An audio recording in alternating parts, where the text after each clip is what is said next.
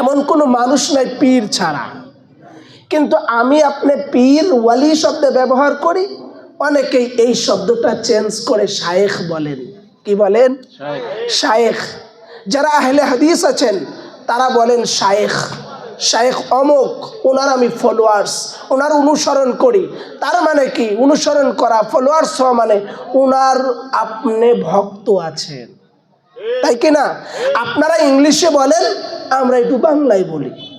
আপনারা একটু স্টাইলে বলেন, আমরা সাদা মাঠা ভাষায় বলি। যারা কওমি মাদ্রাসার আছেন তারা পীর বলে না, তারা বলে মুরব্বি। তাদের মধ্যেও কিন্তু বায়াত আছে, অমুক অমুক থেকে বায়াত নিয়েছেন, অমুকের খলিফা আছে, কে আছে না? হ্যাঁ, কাসেম নানুতুবি, এমদাদুল্লাহ মুহাজির মক্কি, এনারা বায়াত দিয়েছেন, খেলাফত দিয়েছেন। এইভাবে করে এই জন্য তারা পীর মুরিদি শব্দে ডাকে না, তারা ডাকে আমাদের মুরব্বি, আমাদের আকাবের, তাই বলে। এমনি যারা লোক আছে তারাও পীর মুরিদি বিশ্বাসী।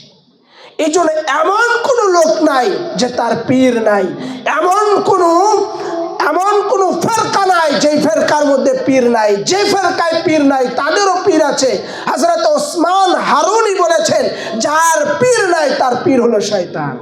তো তারও তো পীর আছে, কি বলেন?